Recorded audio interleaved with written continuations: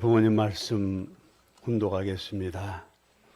주보에 있는 말씀 함께 의미를 새기며 교독하겠습니다. 인간은 누구나 불행을 물리치고 행복을 찾아 이루려고 몸부림치고 있다. 개인의 사소한 일로부터 역사를 좌우하는 큰 일에 이르기까지 그것들은 결국 하나같이 보다 행복해지려는 삶의 표현인 것이다.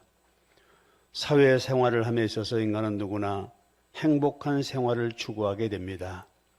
행복을 누리고자 하면 누구도 누릴 수 없는 인간의 욕망이요 이상입니다. 수천년 인류 역사에 있어서 이러한 이상을 갖지 않는 사람은 한 사람도 없을 것입니다.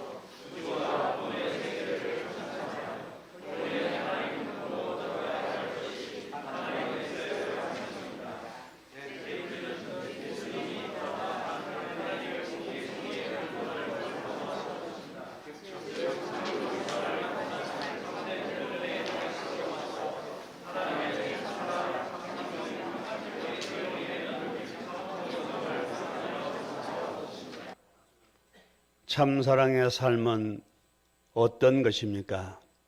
그것은 한마디로 위하여 사는 삶입니다.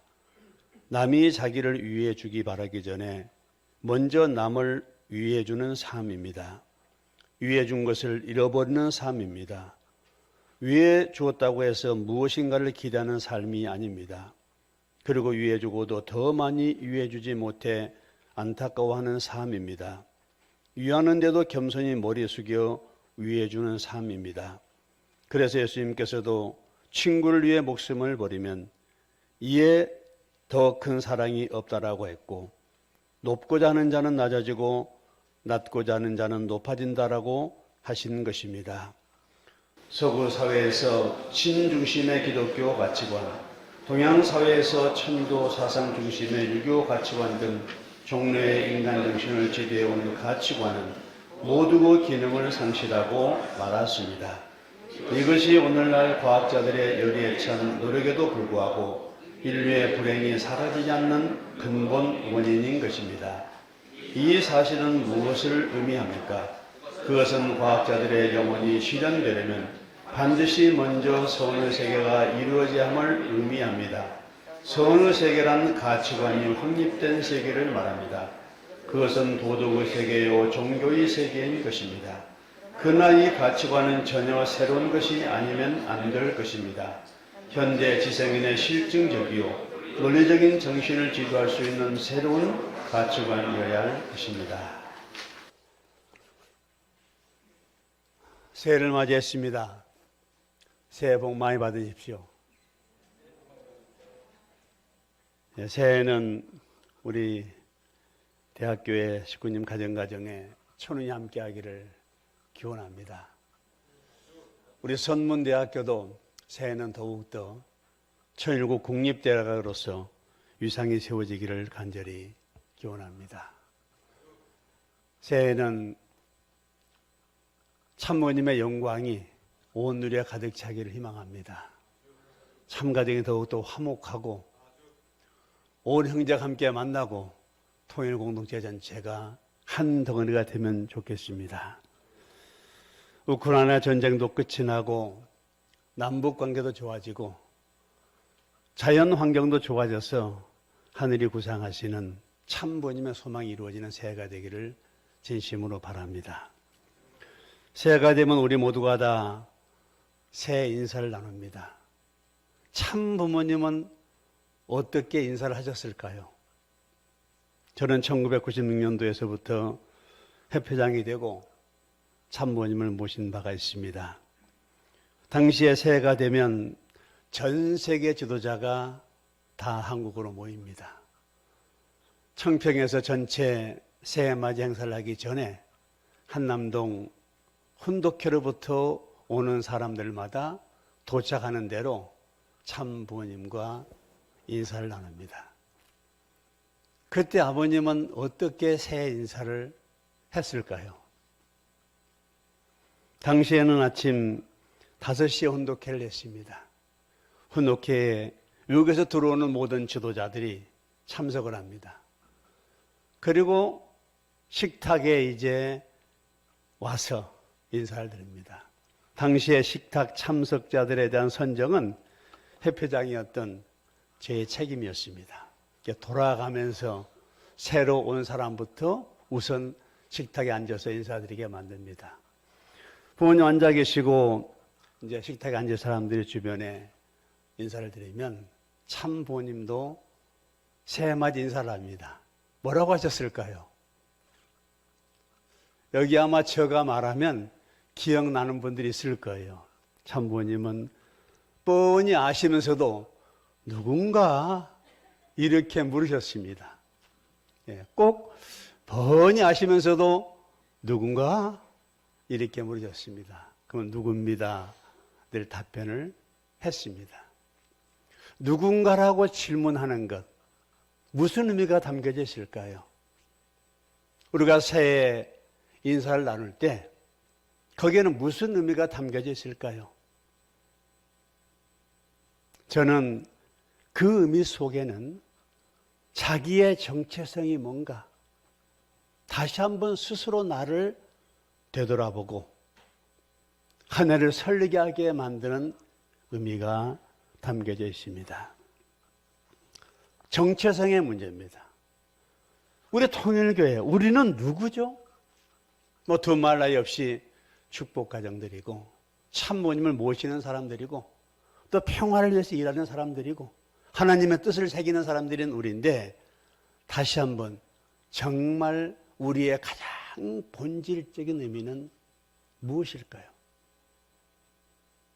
초대교회 갈라디아서를 보게 되면 구약시대 사람들의 자기인식이 있고 신약시대 사람들의 자기인식이 한꺼번에 공존하고 있는 미묘한 해석하기 참 어려운 성경이 있습니다. 초대교회에는 유대 기독교인들이 있었고 이방 기독교인들이 있었습니다. 유대 기독교의 책임자는 베드로였습니다. 이방 기독교들의 책임자는 바울이었습니다. 바울이 이제 유대에서 로마로 전도 여행을 떠납니다. 지금으로 말하면 터키입니다. 바로 이 갈라디아 지역을 안디옥 교회를 방문하며 순회를 떠납니다. 순회를 이미 떠났습니다. 안디옥에 가서 이제 그때 초대교회 교인들을 만나가지고 같이 밥을 먹었어요. 그런데 베드로가 갑자기 찾아왔어요. 베드로랑 같이 갈라디아 사람들 식사를 했습니다. 근데 의외로 또 유대 크리스찬 누군가라고는 말하지 않았는데 딱 밥상에 들어왔어요. 베드로가 밥을 먹다가 밥을 안 먹은 척 했어요. 당시에 베드로를 게바라고 불렀습니다. 바위라는 뜻입니다. 바울이 게바, 왜 지금 밥 먹다가 밥을 안 먹은 척 하느냐? 둘이 이제 논쟁이 생겼어요. 그리고 갈라디아서 2장 이야기는 끝이 납니다. 이게 무슨 의미를 담고 있을까요? 유대 민족에게는 선민의식이 있었습니다. 우리는 할례받은 민족이다. 선택받은 공동체라는 의식이 자기들 인식이었습니다. 그런데 밥 먹다가 베드로가 안 먹은 척 했거든요. 그건 뭘까요? 그 유대 의식에는 계급이 다르면 밥을 같이 먹지 않았습니다. 과거에 우리나라에 상정과 하인이 있었는데 같이 겸상 안 했거든요. 제가 어렸을 때만 하더라도 아버지 상은 달랐어요. 여자들은 엄마를 포함해서 다른 상에서 밥을 먹었어요. 지금이야 그렇지 않지만. 계급이 다르면 같이 밥상 공동체를 하지 않는 것이 유대민족의 전통이었습니다. 바로 그것은 우리들은 할례받은 민족, 선택받은 민족이라고 하는 공동체 의식이 있었습니다. 바로 유대민족의 지금까지도 공동체 자기 정체성, 자기 인식이었습니다. 그런데 바울은 달랐어요. 이방 민족은 달랐습니다. 그러니까 당신 금방 같이 밥을 먹었다라고 말하는 것은 우리가 이제 평화로운 이방이나 유대 선민이나 같다. 예수 안에서 오늘 한 형제다. 그런 의미를 담고 있었었는데 베드로가 유대 크리스찬이 오니까 자기가 밥 먹고 있다가 다시 돌아가면 이제 비판받을 것 같으니까 베드로가 안 먹은 척 했거든요. 그러니까 그걸 이제 꾸중하고 있는 장면이었던 겁니다. 바로 바울의 의인론, 우리는 믿음으로 구원받는 사람이다. 기독교 신앙의 가장 근본 토대입니다. 의인론입니다. 이건 구원받은 사람들.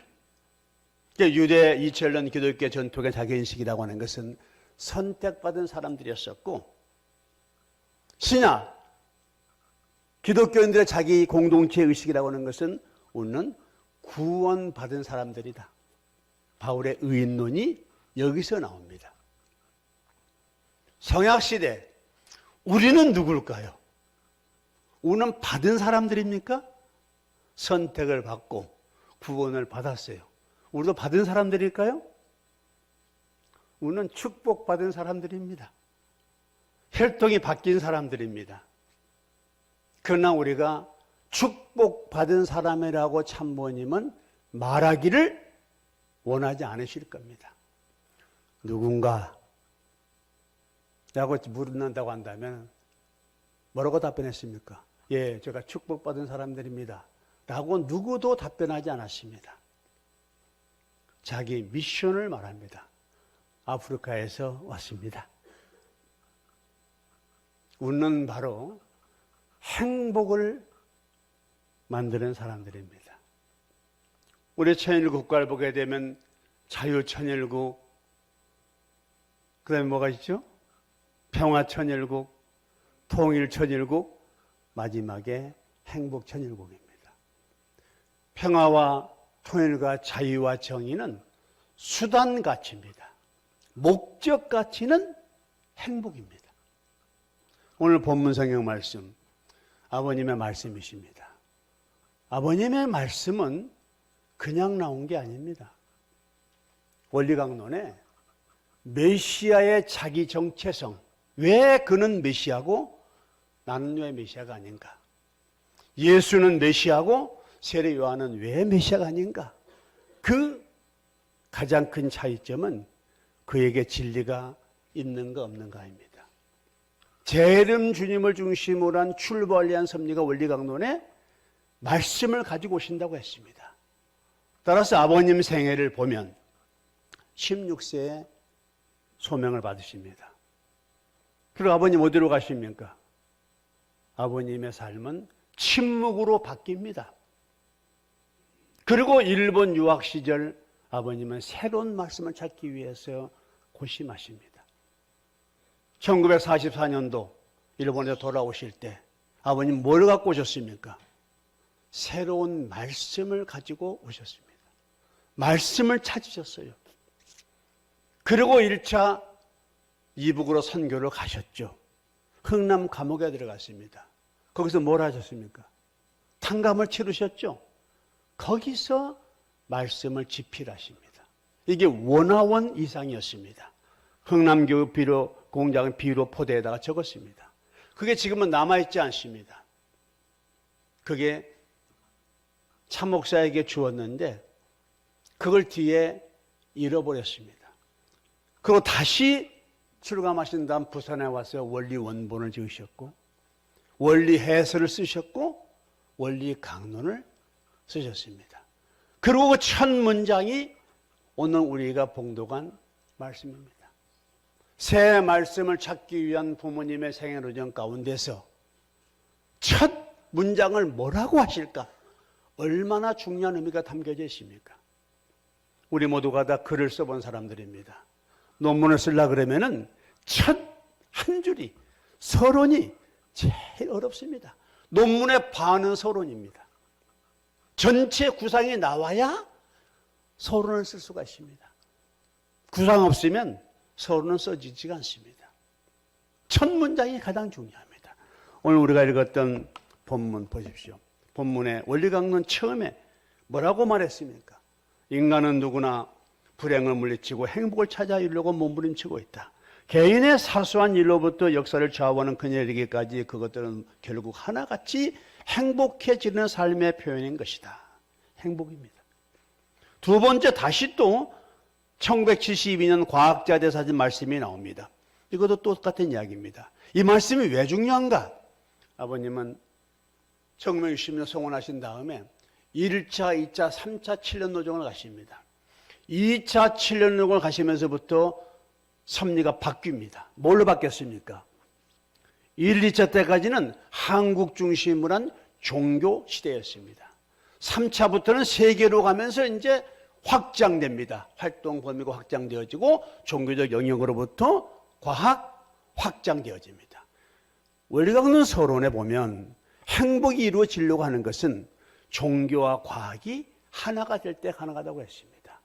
바로 1972년도는 이제 종교 시대를 넘어서서 과학의 시대로, 이 이성의 시대로 전환될 때입니다. 그리고 첫 번째 하신 말씀이 뭐였습니까? 제1차 과학자대에 역시 서론 보게 되면 사회생활 하면서 인간은 누구나 행복한 생활을 추구하게 됩니다. 행복을 누리고자 하면 누구도 누릴 수 없는 인간의 욕망이요 이상입니다. 수천 년 인류 역사에 있어서 이러한 이상을 얻지 않은 사람은 한 사람도 없을 것입니다. 여기에 평화가 등장하지 않습니다. 여기에 통일이 등장하지 않습니다. 여기에 자유가 등장하지 않습니다. 정의가 등장하지 않습니다. 그 모두는 다 행복을 위한 수단들입니다. 궁극적 인간의 목적, 인류 공동체의 목적, 하나님의 창조 이상은 행복한 인류 공동체입니다. 오늘 새해를 출발하며 저는 그래서 새해 메시지를 뭘로 해볼까? 작년 이날 저는 공생과 행복이라고 설교를 했습니다. 코로나 팬데믹으로 인한 인류의 새로운 가치, 공생을 잡았습니다. 그리고 궁극적 목적, 행복을 잡았습니다. 참 아버님이 오늘 누군가? 라고 물으시면 오늘 뭐라고 답변하면 좋겠습니까? 우리는 행복을 받는 사람이 아니고 선택받은, 구원받은 사람들이 아니고 우리는 행복을 만드는 사람입니다. 그래서 우리는 달랐습니다. 부모가 물을 때 내가 받는 사람이다 라고 답변하는 것과 내가 뭘 하는 사람입니다 라고 답변하는 것과 얼마나 차이가 있습니까? 하나님이 물으실 때 저는 선택받았습니다. 저는 당신으로부터 구원을 받았습니다 라고 답변하는 것과 저는 하늘의 뜻을 따라서 행복을 만드는 사람입니다 라고 답변하면 우리가 어떻게 되겠습니까? 그래서 우리 통일공동체의 자기 정체성을 뭐라고 말할까? 바로 우리는 행복을 만드는 사람이다 이렇게 말하고 싶습니다. 문제는 어떻게 행복을 만들까? 어떻게 하면 행복해질 수 있죠? 여러분 한번 되돌아보시기 바랍니다. 저도 물론 되돌아봅니다. 언제 내가 행복했더라? 언제 행복했습니까? 우리 애기 엄마 만났을 때도 행복했습니다. 행복에 대한 추억이 많습니다. 그래 되돌아보면 정말 고진감래란 말이 있는데 언제 행복했을까? 저는 협회장 생활할 때 참 바빴습니다. 그때는 5시에 온도계가 있었죠. 3시 40분에 집에서 일어납니다. 20분 샤워를 하고 4시에 집에서 떠납니다. 한담동 가면 4시 반이 됩니다. 그러면 혼독회 준비해 놓고 5시부터 시작을 합니다. 아버님은 당시에 혼독회를 한 3시간, 4시간 하셨죠. 또 많을 때는 5시간, 6시간 하실 때도 있었고요. 그리고 끝나고 나면 사무실 가서 일을 보고 저녁 먹고 저녁 한 8시쯤 한남동 들어갑니다. 그러면 이제 새벽 한 1시쯤 끝납니다. 매일 반복이었습니다. 잠을 못 잤습니다. 잠자는 게 소원이었습니다. 그러다 보니까 한 2년 지났더니 머리가 자주 아팠어요. 그때 저랑 같이 일했던 사람이 여기 장로님 가운데 2분이 있습니다. 같이 그때 햇볕에서 일했던 분이 있습니다. 머리가 자주 아팠습니다. 그래서 이제 진통제를 사오라 그럽니다. 진통제를 먹고 생활하고. 저는 매일매일 먹는 거를 몰랐습니다. 이게 아프면 사오라 그랬죠. 그래서 어느 날 차를 탔더니 큰 통이 하나 있어요. 통이 적은 게 아니고 500알짜리 통입니다. 요각만큼 합니다. 이게 뭐냐 그랬더니 진통제예요. 하도 귀찮으니까 진통제를 아예 500알을 사놨어요, 차에다가. 그걸 보고 제가, 이거 다 먹으면 내가 죽겠구나. 그리고 생활 리듬을 좀 조절했습니다. 그러나 지금 되돌아보면 그때가 참 행복했습니다. 왜 그랬을까요? 힘들고 고생되고 벅찬 생활했지만 또 그렇게 진통제를 매일 먹어야 했던 그런 생활했지만 왜 행복했을까요? 우리 다 추억 가지고 있습니다.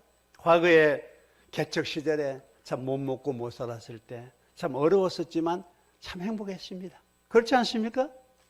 왜 그랬을까요? 그때 우리에게는 희망이 넘쳤기 때문에 그렇습니다. 뜻에 대한 간절함이 넘쳤기 때문이었습니다. 지금은 간절함이 없는가? 물론 그건 아닙니다. 그때는 식구를 만나면 정말 반가웠습니다. 그때는 완항열차를 타고 다닌 적이 많았습니다. 열차를 타고 가다가 축복가정 반지 하나 보게 되면 그 흥분감, 군대 가서 통일교 교회인 만났다. 그 흥분감, 굉장히 우리 행복 공동체였습니다. 비록 박해받고 어렵고 힘들었지만은 우리는 분명히 행복을 만드는 사람들, 행복 공동체였습니다. 거기에 어떤 내용이 있었기 때문에 그랬을까요?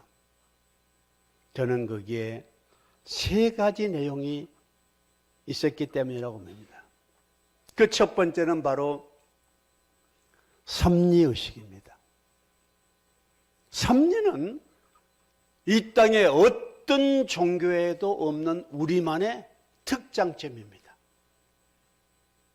기독교의 전론 역사,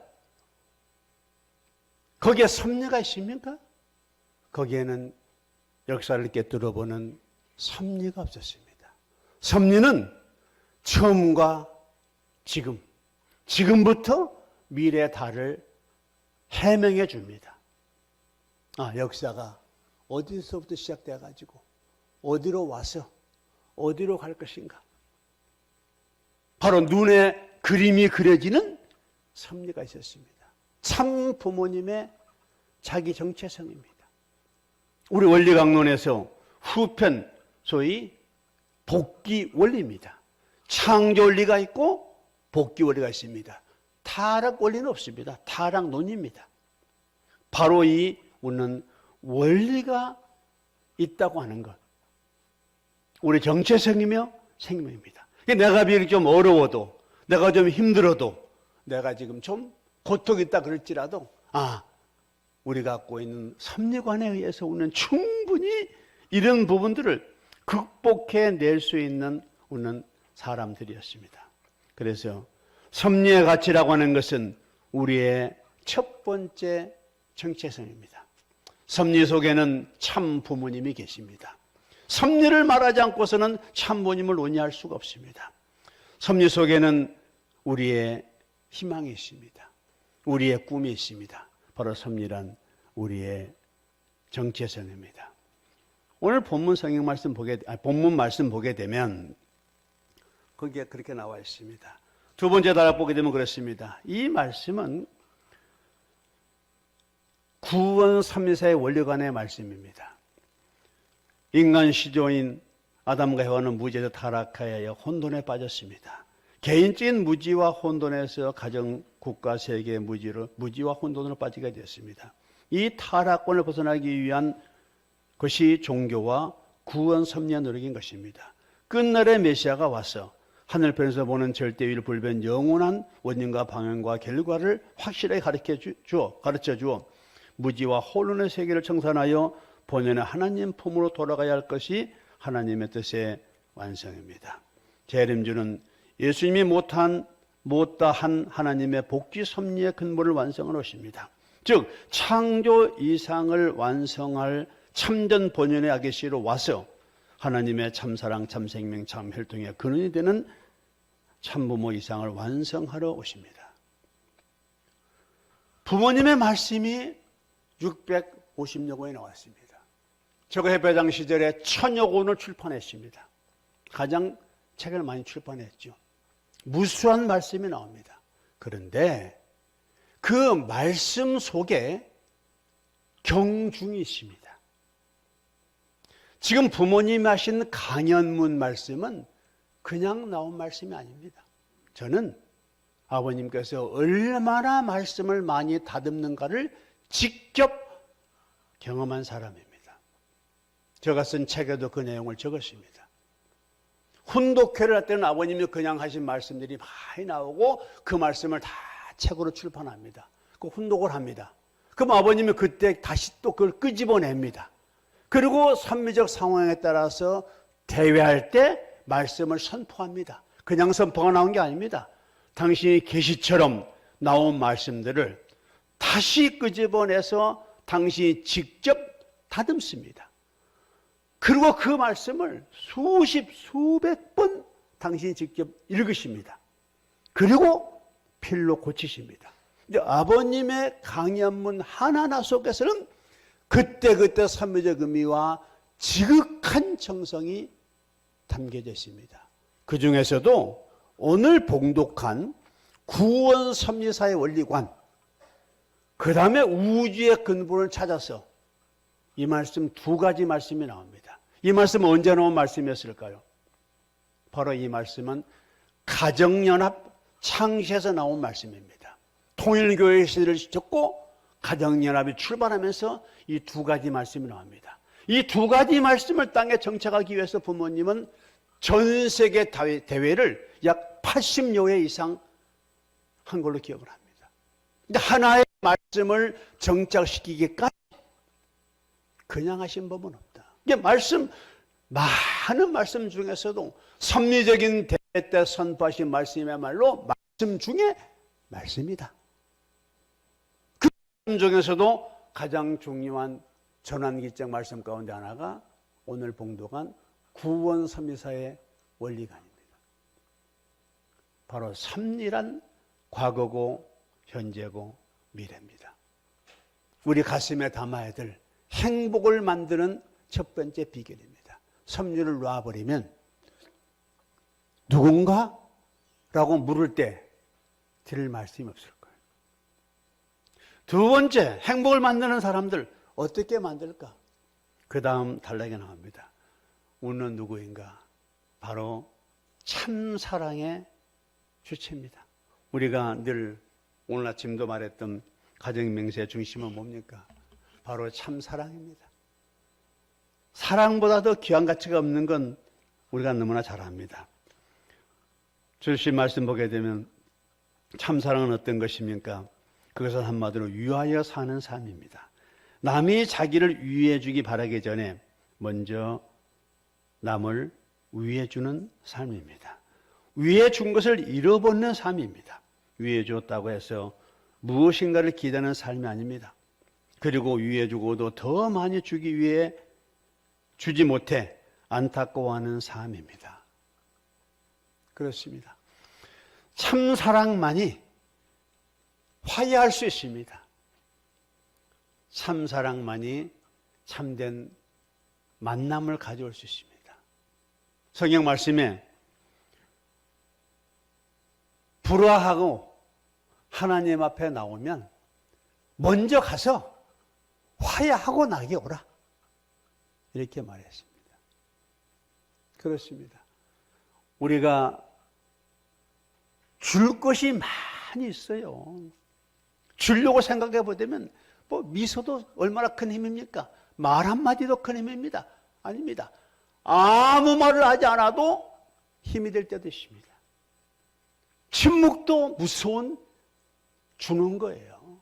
그러니까 주려고 마음 먹으면 3사랑만 가슴에 있다고 한다면 우리가 너무나 사실 따져보면 줄 것이 많습니다. 예수께서 유대교 지도자들과 갈등하는 장면이 성경에 나옵니다. 범죄한 여인을 데려다 놓고 유대인들이 예수에게 묻습니다. 이 여인이 안식일을 범했으니, 죄를 범했으니 어떻게 할까요? 심판하시오. 예수께서 그 여인을 심판하자니 사랑이 사랑법의 위배가 되고 또 심판하지 않자니 안식일법의 위배가 되니까 난감하거든요. 유대인들이 그걸 노린 거예요. 예수의 가장 난감한 장면입니다.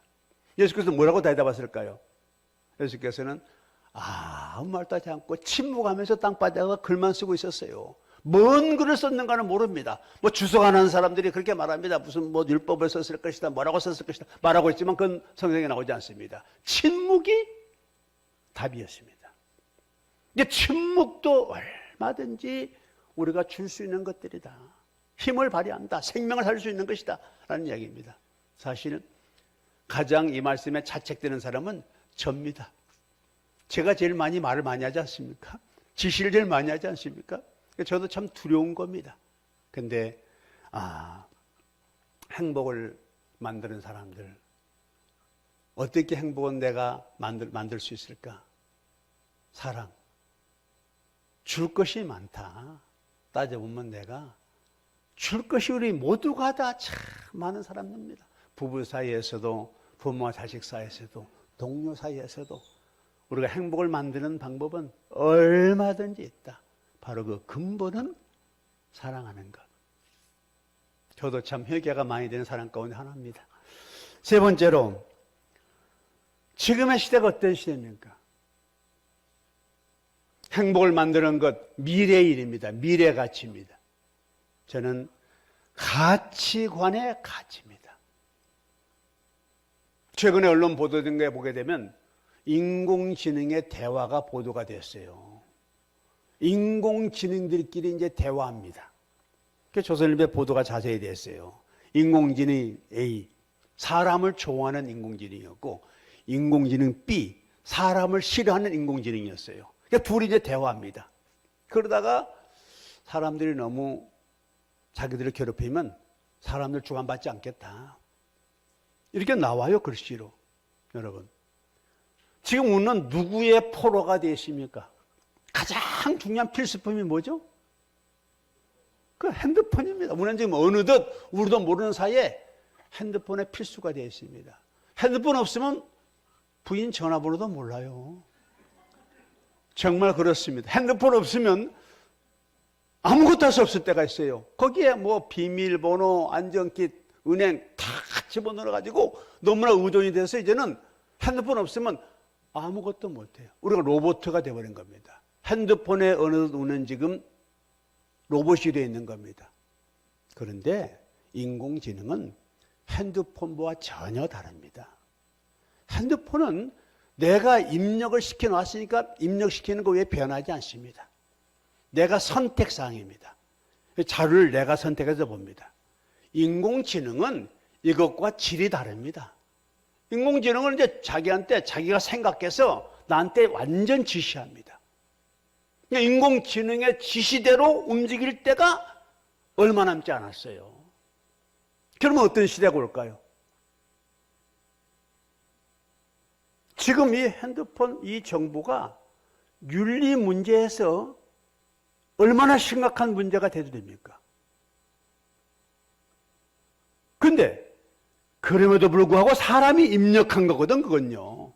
잘못 활용한 거거든요. 근데 인공지능은 철저하게 우리 인간의 적이 될 수도 있습니다. 행복을 다 파괴시킬 수도 있습니다. 부모님은 오늘 말씀하시기를 이제 정말 마지막 시대, 가치관이 생명이라고 말합니다.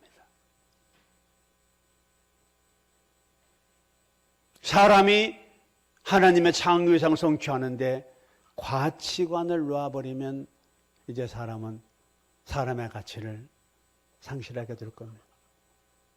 지금 우리도 모르는 사이에 핸드폰에 로봇처럼 되어버렸는데, 그러나 핸드폰을 우리가 주관하고 있는 상황이라서 그래도 나오는데, 이제 인공지능이 사람에게 지시하게 될 때 내가 뭘 하지? 라고 말하면 인공지능이 이걸 하시오. 이제는 답을 줍니다. 내가 지금 어디 가야지? 내가 지금 글을 써야 되는데 글을 어떻게 쓰지? 인공지능이 입력하면 다 해줍니다. 무엇이든지 다 해주게 됩니다. 그 사이에 나는 벌써 우리 사람들은 이제 노예가 되어 있고 생각이 단순화되어 있게 될 것입니다. 바로 부모님은 종교와 과학이 통일되는 시대, 과학이 신의 경지에 이르게 될 때 가치관 상실하게 되면 행복은 깨지고 말 것이라고 말합니다. 저는 우리의 정체성을 말했습니다. 우리는 누구인가? 우리는 선택받은 사람, 구원받는 사람을 넘어서서 우리는 행복을 만드는 사람들입니다.